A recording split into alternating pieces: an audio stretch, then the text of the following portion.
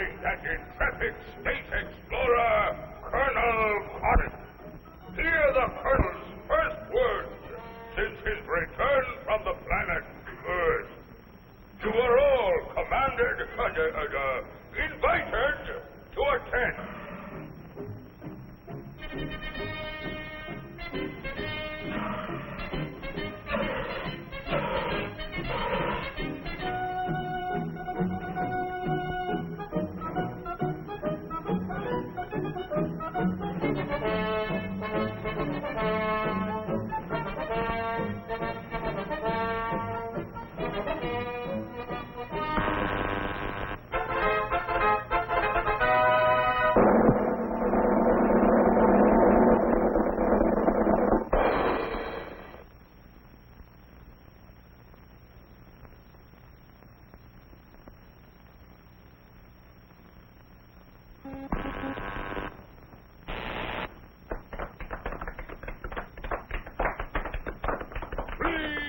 Please, thank you for this unsolicited testimonial.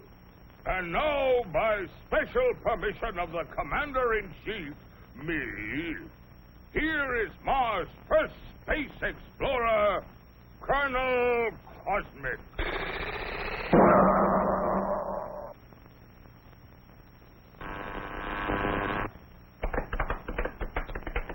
I can't tell you how happy I am to see your smiling faces once more.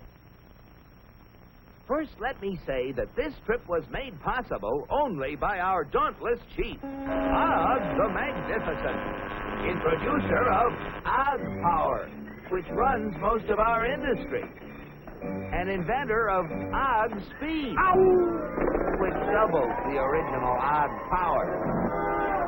A short time ago, the master was having trouble with the state limousine.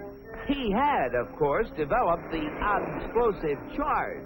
But it was inclined to get a little out of hand, just slightly. And, of course, there was always the problem of friction. Parts rubbing together, heating up, and causing all sorts of trouble.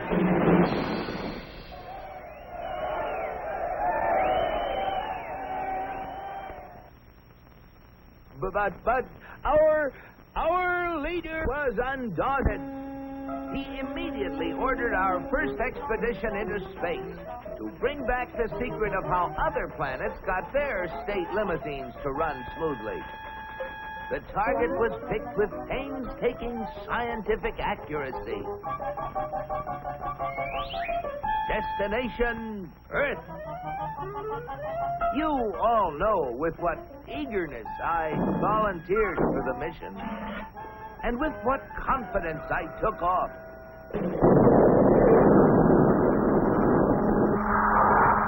I took careful bearings and set out for my goal. It seemed no time till I was approaching a country of Earth called, the United States of America. I set her down like a feather.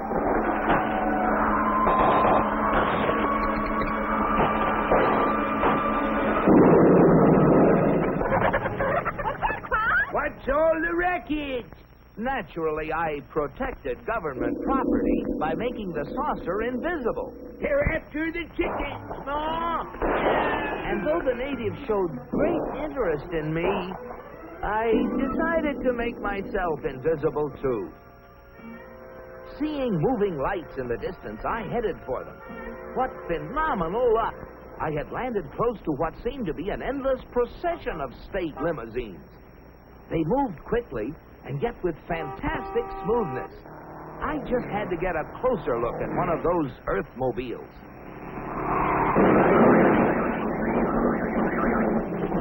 Just as I thought. Not only smooth and efficient, but powerful as well. I watched them for hours. Great Ganymede, they were superb. I just couldn't help comparing them with ours. If you call that a comparison.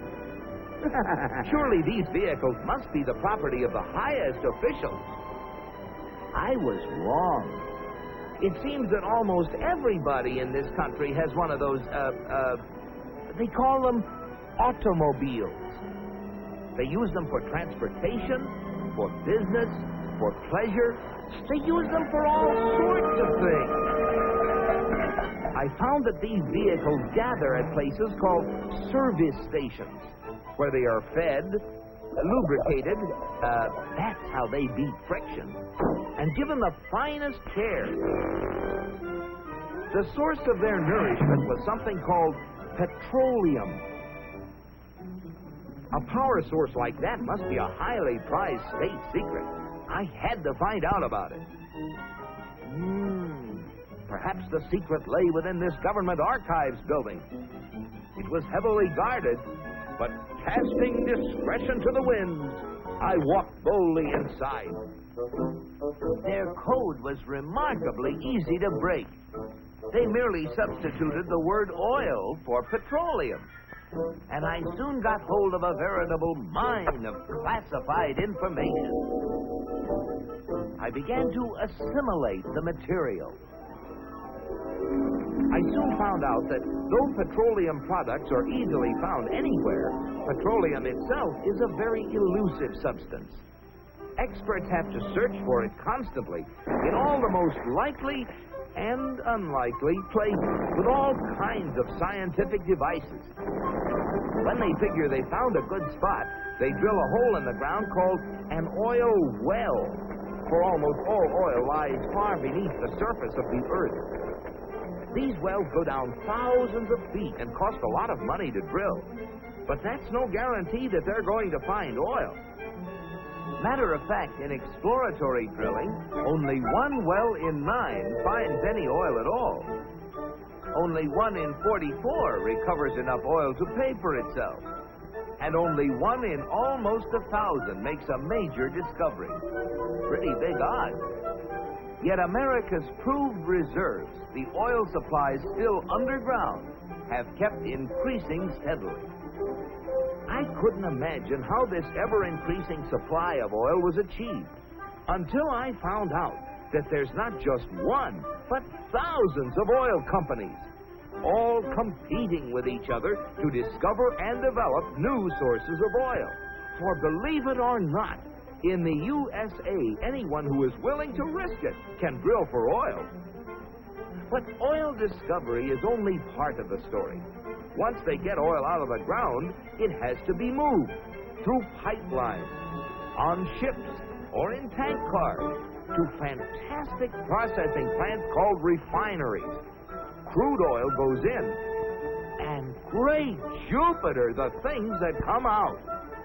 Gasoline, for example, the most efficient mobile power source on Earth. That was the stuff that powered all those cars and trucks. And asphalt, which makes smooth, durable roads. It seems that oil not only runs cars, it even gives them something to run on. Another oil product is the diesel fuel that runs giant trains across the nation. In winter, fuel oil made from petroleum brings warmth and comfort to millions of homes. And still other fuels help defend America's shores and skies. From refineries also come the lubricating oils and greases that keep the wheels turning in America. But that still isn't all. Crude oil, like everything else, is made up of billions of tiny molecules. And using the magic of research, oil companies compete with each other in taking the petroleum molecule apart and rearranging it into, well, you name it, fabrics, toothbrushes, tires, insecticides, cosmetics, weed killers, a whole galaxy of things to make a better life on Earth. And you know, it isn't just oil companies that try to outdo each other, competing for the customer's dollar. The same story is true of almost every successful business enterprise in America.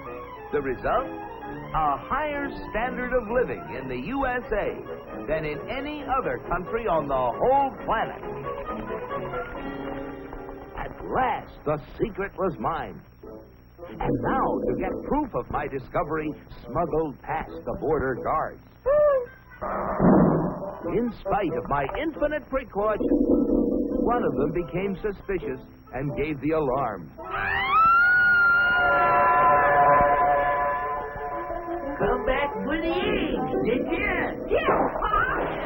And so, with the fond farewells of the natives ringing in my ears, I took off once again for Mars. My landing was a little bumpy, but I saved my precious cargo. Yes, I brought the secrets back with me, and here they are. The big secret is, of course, oil, which has brought a better life to all the people in the USA. But the key to making oil work for everybody is competition. Fellow Martians, I thank you. Very interesting, Colonel. Oil, huh? Sounds splendid. But that, what was it? Competition. Not our kind of thing at all. Why, competition is downright unmarked. Oil? You'll have oil for everybody. That's what we need. Oh, boy, oil.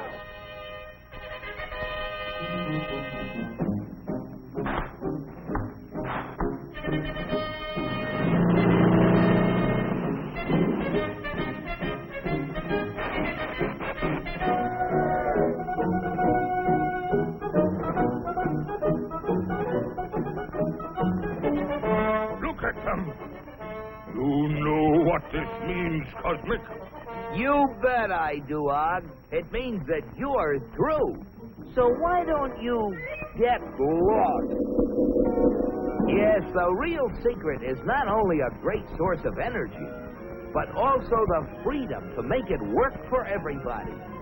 And if you have both of these things, any goal is possible. It's Destination Unlimited.